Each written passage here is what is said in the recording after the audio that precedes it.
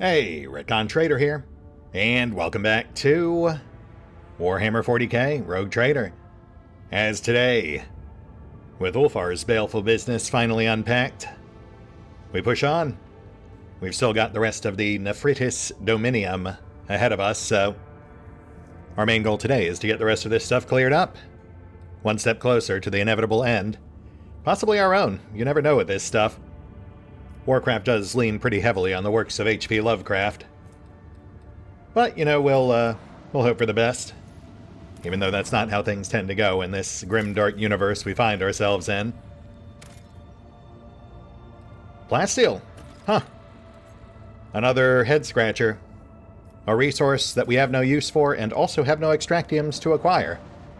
We haven't gotten an extractium restock since the beginning of Act 4, like 80 episodes ago. And even if we had, what will we use the plasteel for? Very strange. Very strange. As for these guys, I imagine more Necrons?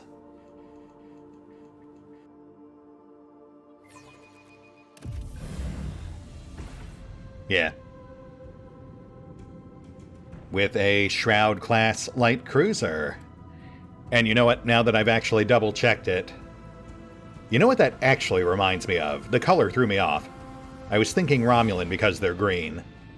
That ship design, the Shroud in particular, reminds me of the Ferengi warships, the Decora-class Marauder from classic Next Gen. I was thrown off because green makes you think Romulans, but the shape, very much the Decora class, just with extra crescents on the sides. And, you know, a pyramid on its back. Gotta jam that Egyptian theme in there somewhere.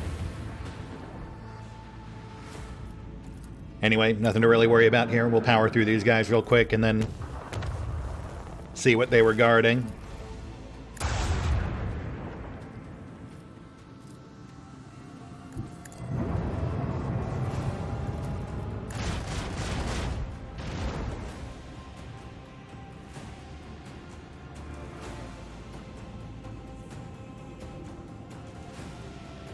Yeah, why not? I'm not too worried about putting myself in center. We fought these guys before, we know we can tank their hits.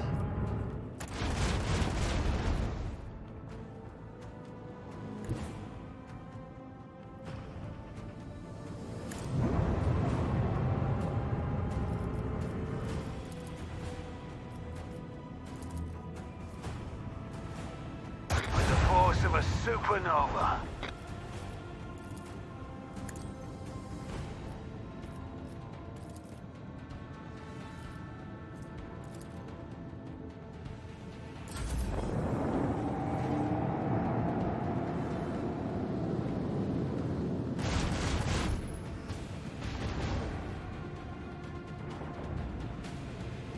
Oh, right. I kind of skipped past it in the last fight, but the Necron ships, once they go through that rebirth or reanimation protocol, they start burning out, as opposed to the ones who haven't done it yet, which regenerate instead. So we can basically just wait for that one to blow up all on its own.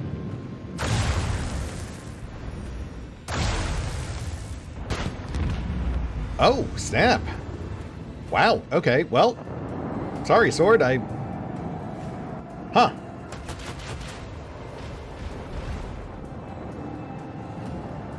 I could have sworn we saw the Sword tank a hit or two in the last couple of fights against these guys, but man. Alright, okay. I'll take this a little more seriously. Apologies to the crew of the Sword 13. Really thought we had this. I mean, we still do, but just down a frigate. Fire at will.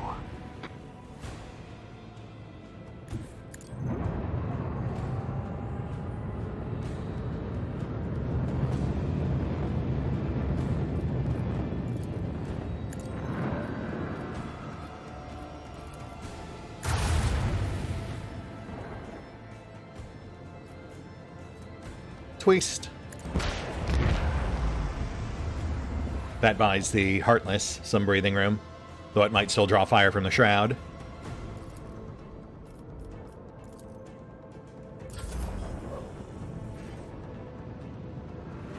Yeah, I mean, that one will blow up before it ever gets back to us.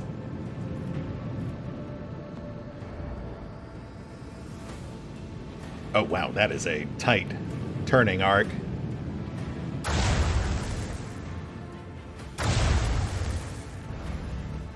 Okay. Actually took a chunk out of the Heartless, even with their Drukhari shield up.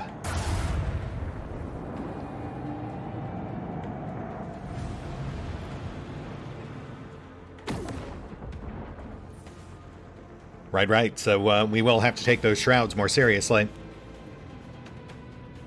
I guess technically, yeah. Last time around, the one we fought in that previous fight was pretty heavily nerfed. You know, we alpha struck it the second it came out of hibernation. This one actually got to fight back.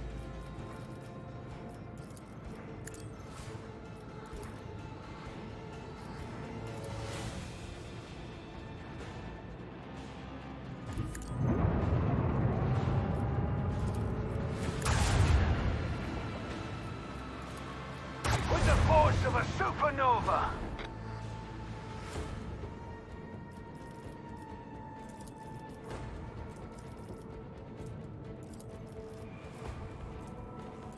Twist.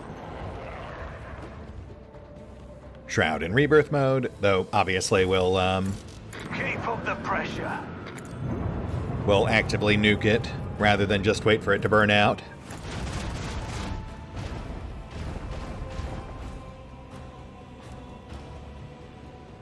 Oof. We're gonna have to eat a hit. Not ideal, but not the end of the world.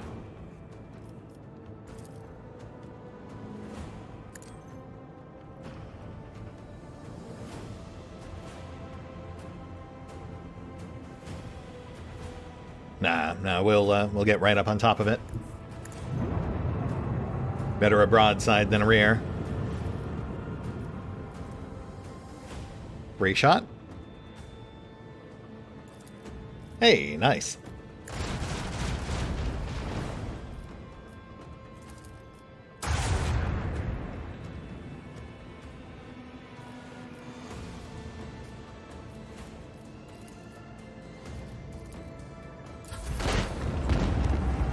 Oh, wow. Super nice. Which nets us yet more useless Necron trophies.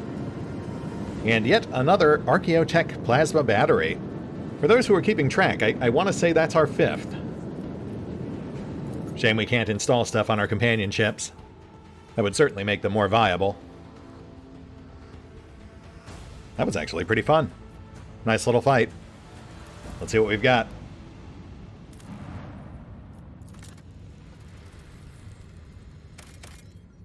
Desert World. Ancient Tunnels. A puzzled auger operator reports that an expeditionary shuttle belonging to the Von Valancius dynasty was detected on the planet's surface. Furthermore, according to its markings, it is assigned to your vessel. The operator also states that the entrance to a system of tunnels was spotted next to the shuttle. In the registry, the expeditionary shuttle number 712 has been designated as irretrievably lost for many years. Information about the circumstances of its disappearance is suspiciously sparse, as if someone deliberately erased it.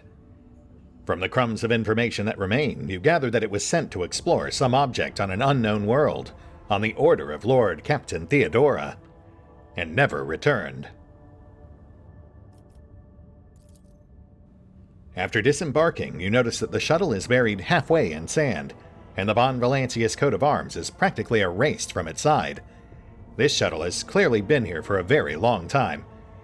Next to the shuttle, you find crates of archaeological equipment, on which one can just barely make out the emblem of the Explorators. Most of these crates are lying next to massive, black doors of Xenos origin, the entrance to the tunnels. Right, clearly part of the joint efforts between Theodora and Amarnot. back when they used to travel together. I wonder if Pask will end up commenting on this, since he would arguably remember all this now. The descent into the depths takes several hours. You make your way through cramped corridors, giving way to huge, black halls, where a dim emerald glow from no discernible source brings forth the silhouettes of equipment abandoned by the tech priests. The suffocating, oppressive silence that accompanies you during the descent is broken only by the echo of your footsteps, deafening and yet so insignificant against the background of the Cyclopean arches. Oh, we actually get to go in. Okay. Right, yeah, let's do it. And, you know, after giving it some thought, I initially did consider dropping Ulfar now that his quest is technically done. But, you know, they did technically leave it open-ended by pretending we don't know who it was that shot his squad in the back. So given that we are still technically hunting for the betrayers that killed the rest of his pack, I suppose we'll keep him on hand. It does feel narratively fitting for the inevitable reveal, especially given the history between the Space Wolves and the Inquisition. That aside, although I am curious about Incendia, who would have been the next one down the line to potentially take his place, I have been told that apparently she doesn't have a whole lot of reactivity or general dialogue inserts, which is a shame. I'd really rather have the slot go to someone who's going to actively contribute, not just in combat, but, you know, also in conversation. Immediate signs of violence. No surprise there.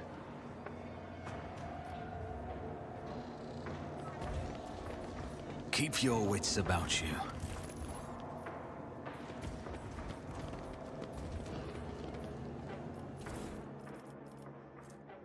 Pacification Weber.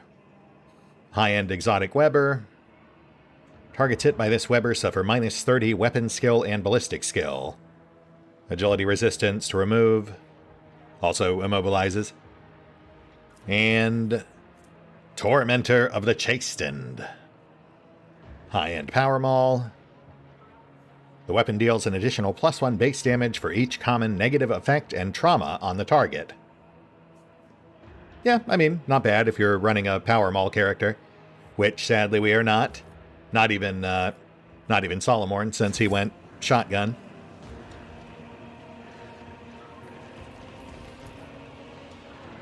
All but buried under a thick layer of dust, these crates contain equipment still in prime condition. It is as though, even in the face of death, the tech priests would not dare offend the machine spirits by handling the equipment with anything less than reverence. Yeah, that tracks. What else have we got? Dead tech priests, and I am registering extensive structural damage to the tomb and the expiry of the expedition team.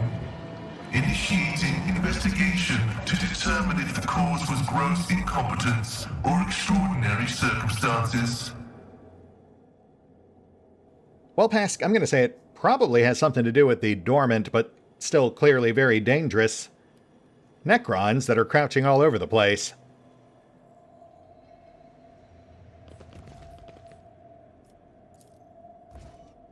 The creature is completely motionless, like a black statue.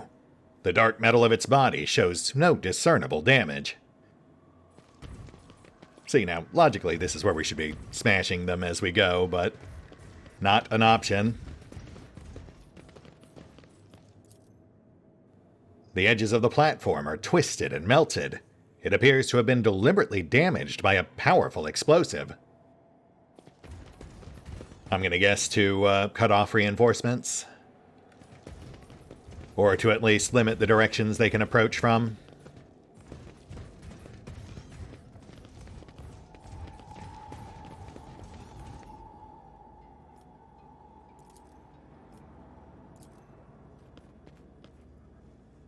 The bodies of Skitari, whose flesh and armor have disintegrated in various places.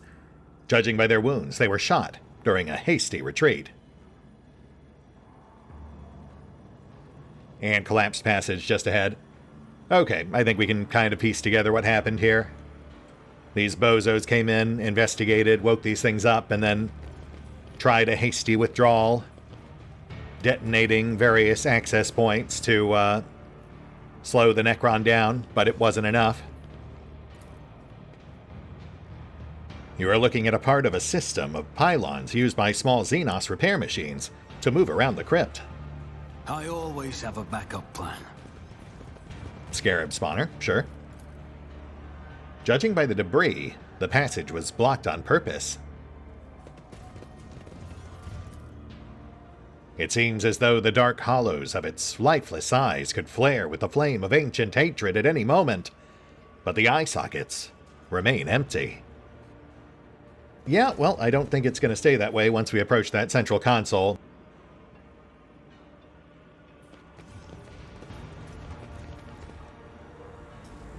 Oh no! Curse your sudden but inevitable betrayal! The invasion has come to pass as foreseen. The impudent perpetrator must be destroyed. Rise, ye who have known slumber, and exact your punishment. Yep, good luck with that. Alright, let's get our guys set up, discombobulate a few more Necron. Though I do think these are our first full-on Necron Immortals. I don't think we had any of those last time. So I guess we should use at least some caution. Lest we have a repeat of the Shroud incident. We've got 2 Immortals, one right ahead of us, and then another one right behind us on the stairs. So we'll make sure we get them locked down right off the bat. Abby on one, Heinrich's on the other. Gunners on right. Ulfar on left. Also anticipate reinforcements. They did basically foreshadow the obvious Scarab spawn points, which again are right behind us.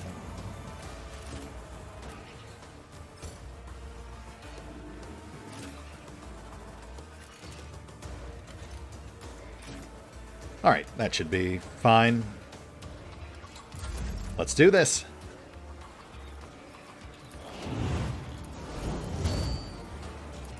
Lockdown Immortal 1. That's fine, just keep it contained.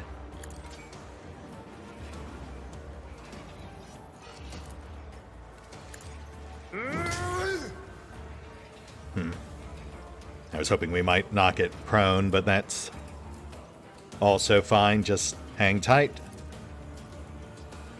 I mean, he did what he needed to. He grabbed its attention. Now we just need to get Heinrichs on number 2.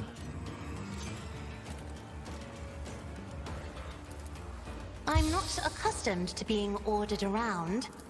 I am a navigator, not a servitor. Settlement commencing.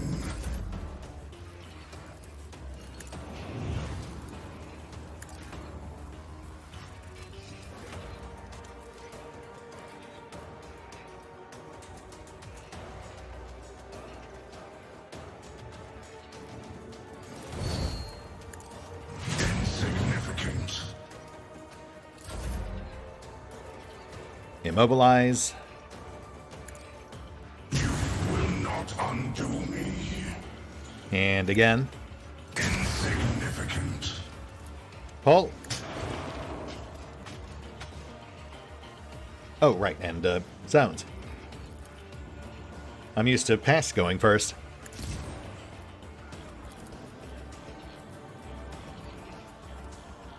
Me? If you insist, Lord Captain. Speaking of whom? Isn't this a job for the serfs? My vow is to serve.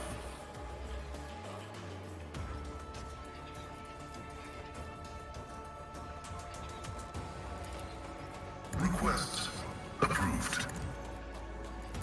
Let's whittle down this guy on right.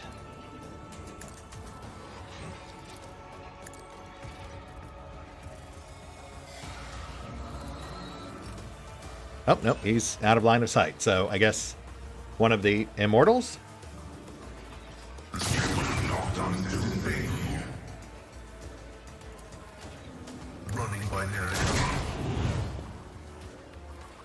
Yeah. Faster we get them down, the faster we can focus fire on the filler.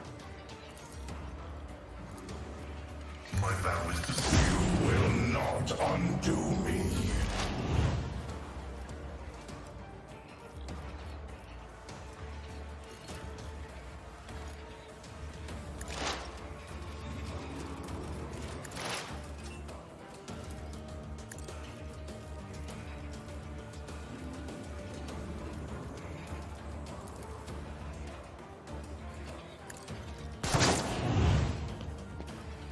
Oh, so close.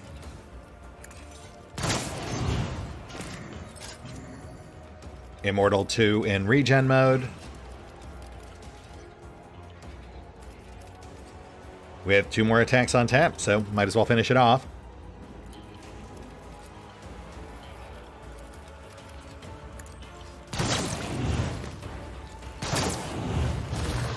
Nice.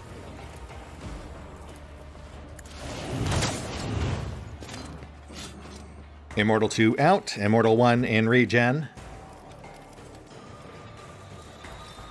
Let's tag Abby back in. Have him finish it off and then reposition.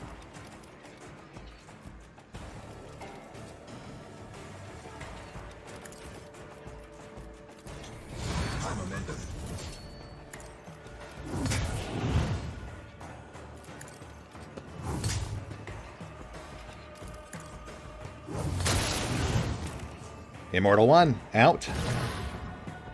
Push the guy on right. Oh, is that another Immortal far left? We do have one more marked on the timeline. That's fine. We'll let him take a shot. See if we have anything to worry about. Indeed.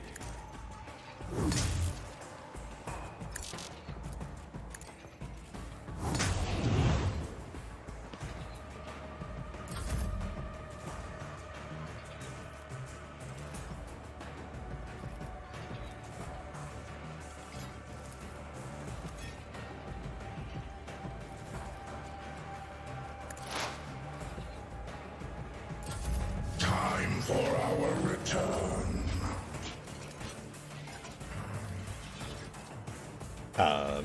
We are infinite. Oh, targeting. Okay.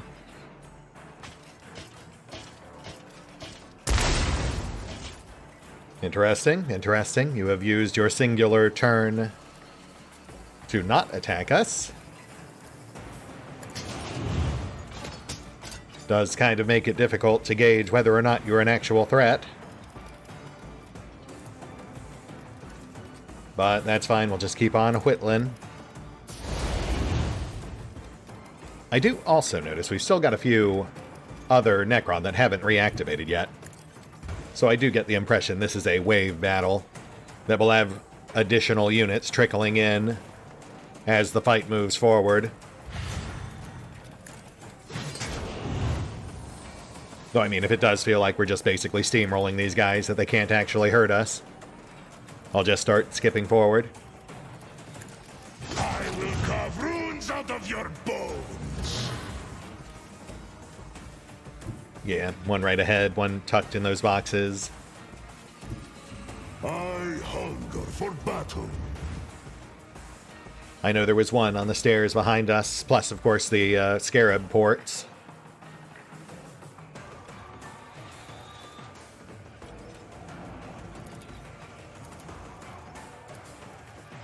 Wolves reign. Reassemblement commencing. Oh, wow. Less than I would have expected.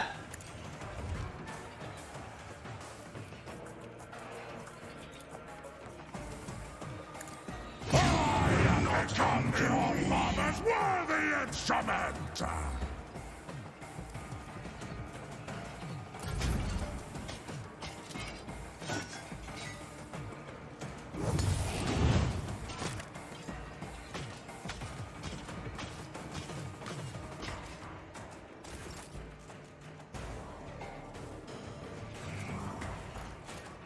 Yeah, 3 that haven't activated yet. Scarab ports. archways right ahead of us. That's a teleportal. For the throne's glory. So now the question is, what exactly triggers round 2? Is it literally round 2? The second Heinrich sends his turn? Or is it after we've dealt with these guys? I won't object to it.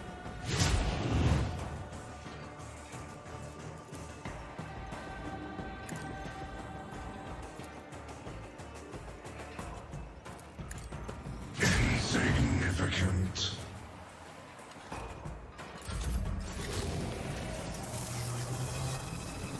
Oh, well, I guess that answers that.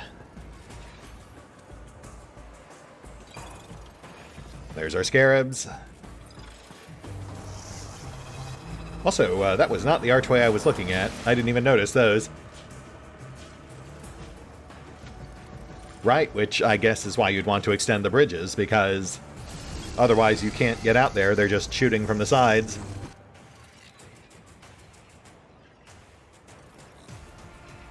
Okay, that's fun.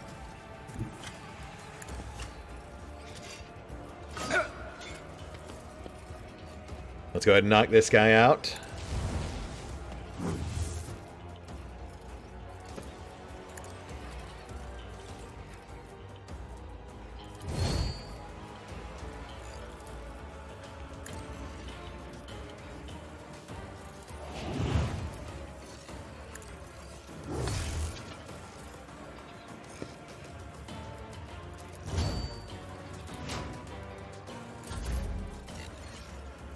Alright, Cass, let's get you on those switches.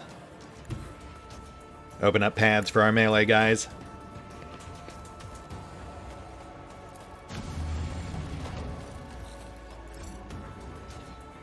Oh, shoot. Okay, we'll get that one next round.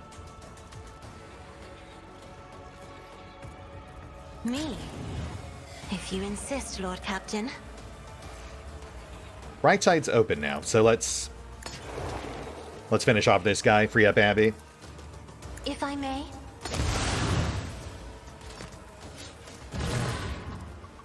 Lovely. Now we can cover the bridge. Me? If you insist, Lord Captain.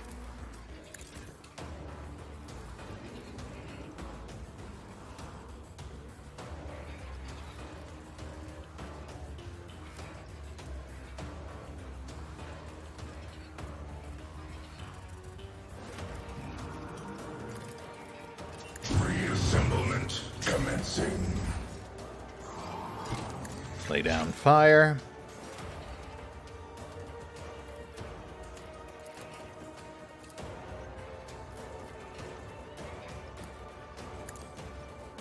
You will not undo me. I mean, if you say so, bud. I'm sure that's what the other guys were thinking right before I ganked them, too.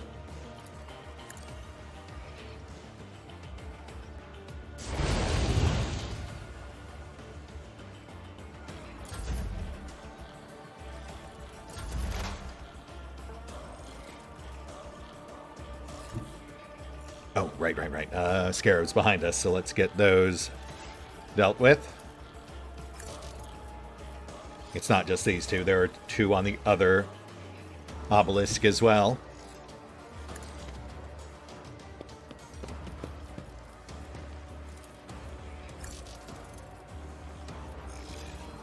Right. I've got the dodge zone there. Can't overlap. No problem, we'll just take the closer cluster. Leave the other group for Val.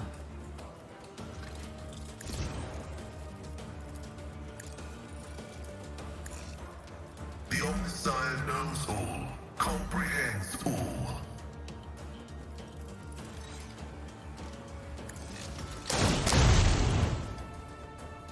Very nice.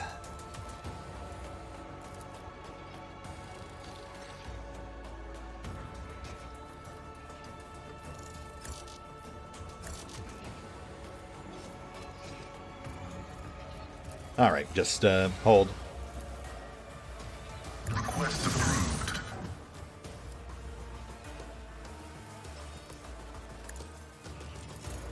Running binary override. The dynasty will rise again.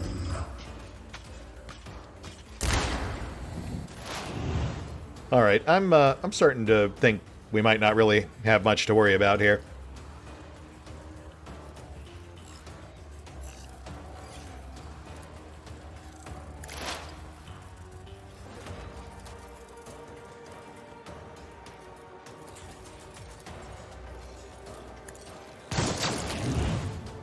Second cluster out.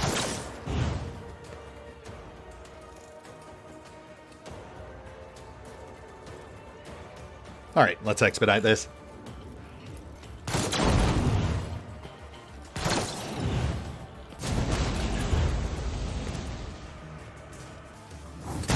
Not undo me.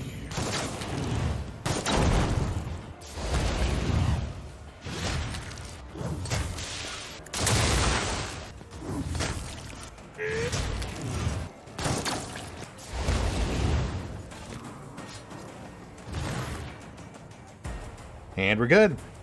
Yeah, man, that was a bit of a slog. Definitely gonna have to trim that down in post. Let's see what we got.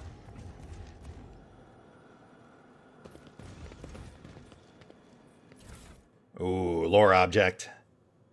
Also, insatiable. Man, I really wish that Ulfar could use that. Those are such cool weapons. Insatiable. Melee attacks from this weapon against burning targets deal extra damage. A hybrid of a flamer and a melee chain weapon. Thanks to the latter, the wielder can parry with this weapon. Their melee critical damage is also increased. Man, that would be fun on like maybe a priest soldier build, a versatility build like Ulfar's, but obviously without all the inherent limitations on gear. Also a Cyber Eagle mod. And the Last Confession of Magos Thasius Delta Praximus. Alright, let's give that a gander. See what these guys were up to. Run. You will find no grace of the machine god in these faithless halls, only an unholy hatred that is more ancient than the fading stars of these distant systems.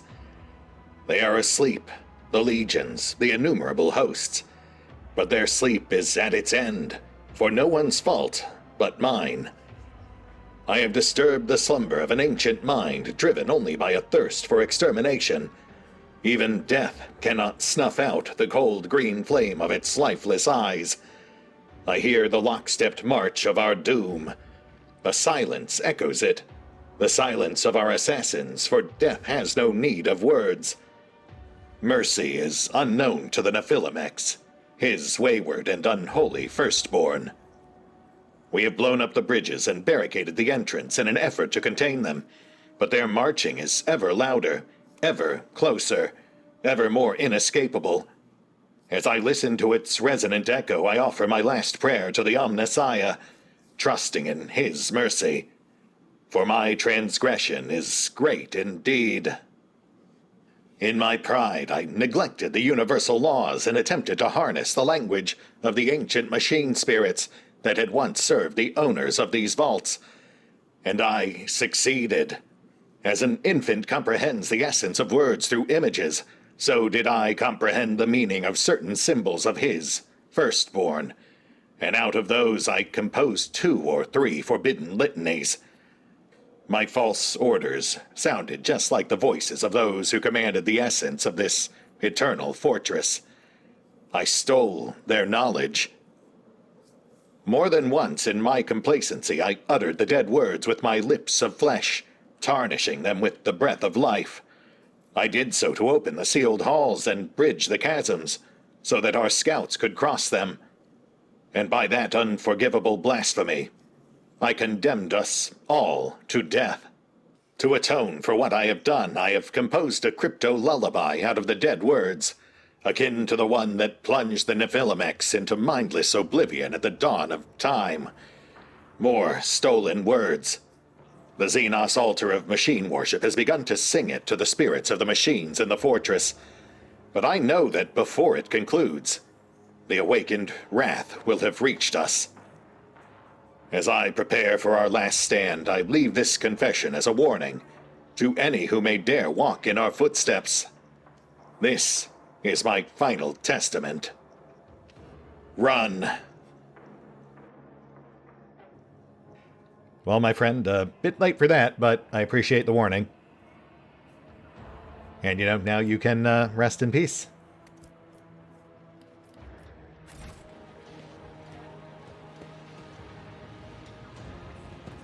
Let us not dawdle. Oh, right. Yeah, that just wasted a machine right set. That's fine. We don't really need them. Okay, let's see what we've got off on the sides here. Ooh. As you approach, the black metal of the ancient slab begins to move. Geometric shapes appear on its surface. The three brightest ones are symbols for star, transfiguration, and imprisonment. Above them is another inscription, its flickering as feeble as a dead man's breath. My lord, I have spoken this testament to edify my spirit, so that after my reverie's vision comes to pass eternally, I may shed my oblivion of that which I lost when I gained all, and that which I gained when I lost all. I absorb the lifeless images, unheedful of the fleeting moments, for eternity is my worship. I lay my hand and hearken, until my memory is an imperishable tomb, wherein the ashes of time past are laid to rest. The Nephilimek's books of wisdom, knowledge received from the Omnissiah himself by his most beloved children, knowledge that led to the most terrible betrayal of all. Two of his mechadendrites extend toward the stele with covetous trepidation. Two others coil tensely, as though about to attack it. Interesting.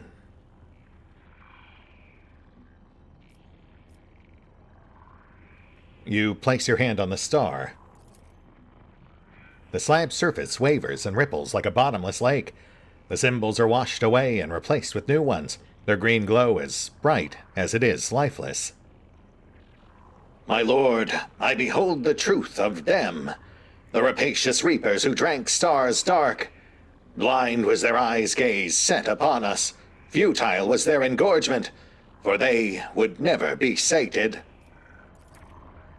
Bathed in the ferocious rays of a deadly star, prisoners of our own brittle bodies, our race was withering, doomed to hurtle toward imminent and inglorious obliteration. War devoured existence within and without, and unity was a specter of dreams unattainable. Such was the way of things, and we knew not else till we heard the call of the reapers, of deathly stars. They made the summons, and we heeded their call, and we crafted at their behest indestructible bodies of living metal, for in their voice we heard a hope of escape from the putrescible nature of existence. The origin of the Necron. You touch transfiguration. A wave of animated metal sweeps away the symbols, and the slab shows you a new set. Their glow cuts through the crypt's darkness, making your eyes sting. My lord, I behold the truth of the rite of biotransference, the renouncement of our decay-bound bodies, the soul-splitting agony that doomed us to an eternity of triumph. Their messenger manifested among the overlords of overlords, bearing the gift of triumphant indestructibility. No fee had been promised, yet a fee was to be paid. There came no refusal, and the gifting was done. Our artisans harnessed their craft to erect biofurnaces, the gates of indestructible permanence. Then we entered the crucibles of immutability, and the tyranny of the withering flesh was cast off, and an eternal existence in bodies of living metal commenced. While they gorged their maws with our souls like carrion-eating beasts, for that was their fee. Only select overlords preserve their selfhood tenaciously and fended off the oblivion of their minds and wills. Right, your classic Faustian bargain. In their desperation to survive, they traded their immortal souls for immortal bodies, but losing their souls turned most of them into mindless husks. The Necron soldiers that we're fighting now, aside from the occasional elite, I suppose. You touch imprisonment. Your touch sends the symbols scurrying away like crypt beetles, only for new ones to take their places. My lord, I behold the truth of the fate that befell them, fashioned by our touches. Their imprisonment is our liberty. This is the enthroned truth that reigns supreme. Thus, delivered from transient life's decay, we came forth as mighty unity. Guided by them who had now sated themselves, we turned our foes to naught. But their tyranny had not made us oblivious to deception. Preparations were made and armaments were fashioned, and they were shattered, and their fragments were enjailed in timeless tesseract prisons. There was war. Born before death itself, they were strangers to inexistence. Therefore, my lord, I placed one of these prisons in your immortal custody. For as long as the Yekmet endures, so too will its impregnable walls. Oh, precious context, yes. So Yekmet is not an entity, it sounds like it's a place, a jail, a structure, wherever they're containing this imprisoned immortal, this overlord. A tesseract prison for a god. That's very Lovecraftian. Also very likely what Kalkazar is after. You have come across theories that speak of an ancient Xenos race that gained a metallic form, of mighty beings that showed said race the ways of unlife, and of a cruel and bitter conflict that subsequently ended their coexistence. Now you have an eyewitness account of those events. Oh man, of all the things I predicted, that was definitely not one of them, an imprisoned god. That would certainly explain why Kalkazar would go to such extreme lengths to get to it. Though the question, of course, now is whether he's seeking to exploit it or to destroy it. Cloaking field emitter. When the wearer moves one of their combat tactics areas, the bonuses granted by this area are doubled. Oh, that's kind of fun. Plus, Gaze of the Void, a unique Drukhari Darklight Blaster.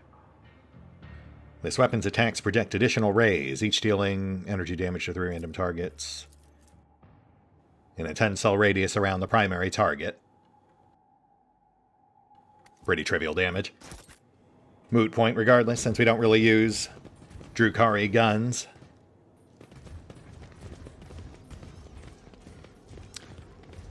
I think we're clear over here.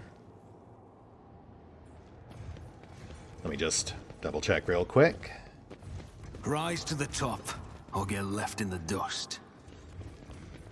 We are running a bit long, so I have to start looking for a good place to call it. Oh, I've got to say, that last lore dump was pretty fascinating. Do we have another one on right? We do. Oh gosh, do I really want to do this? You know what? Screw it. I gotta know. Also, yeah, those guys never did get back up. A few of them were just straight up permanently dead, I guess. Alright, let's do this. The obsidian smoothness of the enormous slab begins to ripple and roil. A set of mysterious symbols appears on it, as if impressed on its black surface by an invisible finger. The 3 brightest ones are symbols for malefice, pestilence, and unraveling. They shimmer forebodingly, like a martyr gasping for air as life drains from them.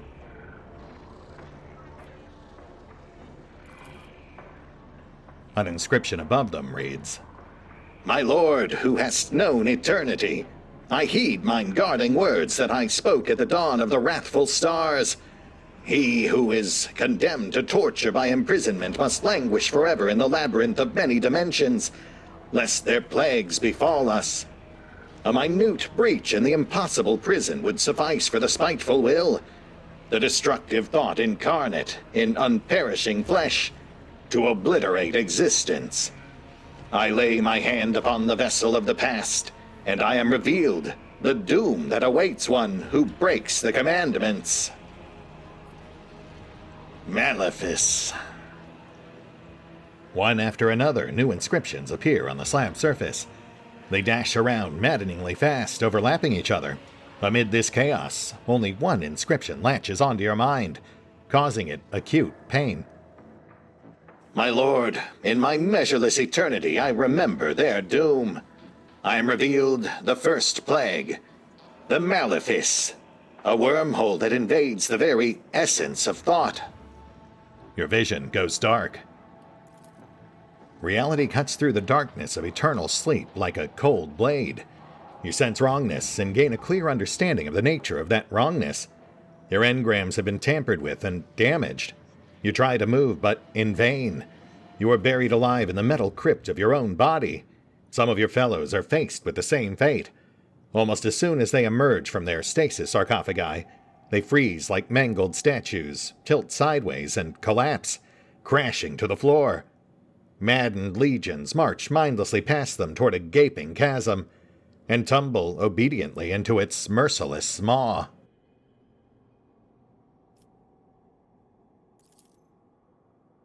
Even while being flooded with Xenos visions, your mind remains sound enough to analyze the incoming information. Now you grasp the nature of the pernicious Malefice. Someone powerful on the outside is broadcasting insidious interferences that disrupt the Xenos awakening from their stasis sleep. Madness is the nearest human equivalent of the effect this has on them.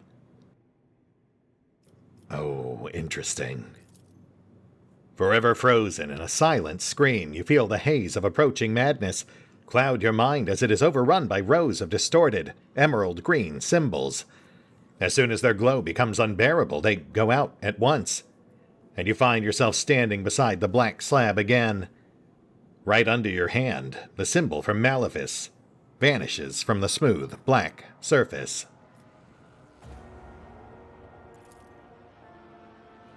Lord Captain, are you uninjured? Sound of mind? Why am I even asking? The answer has been obvious for a while now. The seneschal mutters the last sentence under his breath. The answer being yes, right? Come on, Abby, you know better. You're talking to the guy who got himself vivisected twice and still somehow came out on top. Wrinkling his nose in disgust, Ulfar asks, "Do you go poking your fingers in every kind of Xenos filth you encounter, 8-meter? Or have you just taken a liking to this? Would you like me to chop off that hand before something happens? It will be quick and almost painless. We'll choose a nice augment for it. No? You know what, Ulfar? I'll take that under consideration, thanks. But for now, I think we'll pass." Pestilence. As soon as your palm touches the symbol, the slab's metal pulls it in, enveloping it like water. The text is transformed. My lord, I dare not divert my gaze from the guarding words. I am revealed the second plague, the pestilence. It is not enough merely to behold it. I comprehend it, as my own lifeless shell learns the truth of its doom. The symbols begin to change at a frenzied pace. Their light burns your eyes, and their rapid flickering makes you nauseous. You are struck by a splitting headache, like an alien entity squeezing your mind out of shape as if it were soft clay, refashioning it after its own image. You see an image of a void ship, a black crescent shape, its plating veined with green lights. Right before your eyes, its various parts start crumbling and flaking away as though gnawed at by invisible termites. It is being consumed by tech blight. When only a lifeless carcass is left, you feel a searing pain in your hand, as if the pestilence has spread to your flesh. and is now consuming it. You clench your teeth and press your palm harder into the slab. The pain is but an illusion. You overcome it and let the second vision into your mind. A cyclopean pyramid comes crashing down on the rocky ground. It seems intent on preserving its shape, but Tech Blight twists it and eats away at it. An enormous hand cuts short the fortress's death throes as it crumples the pyramid into a shapeless lump and tosses it away. The shining metal giant lifts its little finger and points it at a cohort of mechanical warriors. They are turned into puddles of black metal. The giant clenches its fist, and the soldier's remains merge into an enormous tentacle that lashes and sweeps at everything around it. Rays of wrath radiate from the giant's face. Oh wow, so that was the origin of the Tech Blade that Theodora and Amernot were experimenting with. It was a straight-up divine weapon, which, by extension, they use not only as the actual Tech Blight, but also Eschatos. The vision of the vengeful deity ends. The pain subsides at once, and the metal releases your hand unscathed. The flickering symbols freeze instantly and slowly begin to fade. The symbol for pestilence is the last to disappear from the slab's surface forever. Unraveling. The symbol you touch splits into 3 that are akin to it, similar and yet different from one another. A message materializes in front of you. My lord, their third plague, the unraveling, is beyond comprehension. Therefore I put before myself a question bearing clarity.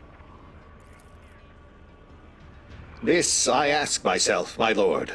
If my existence were to be reflected in myriad eternities, would they be the same? Your mind is now drowning in a flood of thoughts and memories, ancient, alien, and indomitable. With a titanic effort of will, you hold on to one of the images and vest in it the sound of borrowed words, and utter it in a strained voice that is not yours. Oh, weird. Okay, so are we like talking multiverse theory? That would certainly be something that might provoke extreme existential dread, but I guess that's also just part and parcel when it comes to fighting straight up actual gods. No, for every mirror has its own defect that flaws the resemblance. My lord, I am revealed. The nature of the unraveling, an interminable flow of unmanifested defects of my eternity incarnate. The world known to me is unidentical to the other worlds, nor is it one with them. The other manifestations, the unlikenesses, will wage wars upon me, seeking to absorb and thus obliterate me. I dare not lose my way and doom my eternity to perdition. I am firm in my memory that mine alone is the true eternity, whose existence is right. I will shatter the mirrored unlikenesses. Not one for self-reflection, huh? Yeah, that sounds about right. It seems that the enigmatic text speaks of some distortions of causality, resulting in multiple alternate versions of existence. It also suggests that these versions are hostile to one another. Right, for reasons that were literally just spelled out. The symbols come together again underneath your palm, and then vanish from the slab's animated metal. Wow, okay. Keep your wits about you. That really does give us a huge amount of new context for a lot of the things we've gone through. The origin of the Tech Blight, the nature of the Necron, what Kalkazar might very well be after. That is a lot to unpack. Though we do still have some pretty big questions, like what exactly is the yoke? And what is Kalkazar hoping to do with it? The name alone would certainly seem to imply that he doesn't intend to destroy the god, but rather to somehow harness and control it. Oh, did I miss this one? Hold on.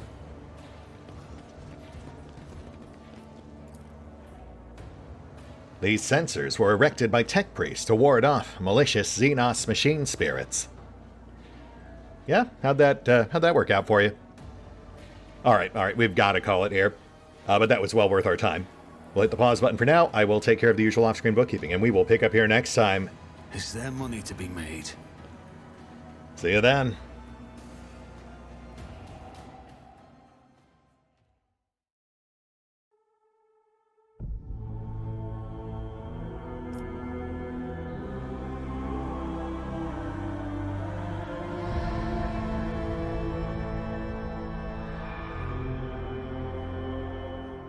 Oh, and special thanks to the Raiders, the fine folks who help make these videos possible, including but not limited to Erie V23, Revenant, Alois, Arrow Bowman, Drakiith, EgonAlter, Exsellsior, Gottlieb, James Trimmier, Lady Shayna, Mark Giemza, RandomPassrby, RobbyB, Triphoppenskip, and Valinrook. Thanks for your support, guys. That said, if you'd also like to help support the channel, then feel free to push the buttons that do the things. Trust me, it does make a difference. Or you could even check out the PayPal, the Patreon, the Nexus GG, or the YouTube memberships. Links are in the description. Initiating investigation to determine if the cause was gross incompetence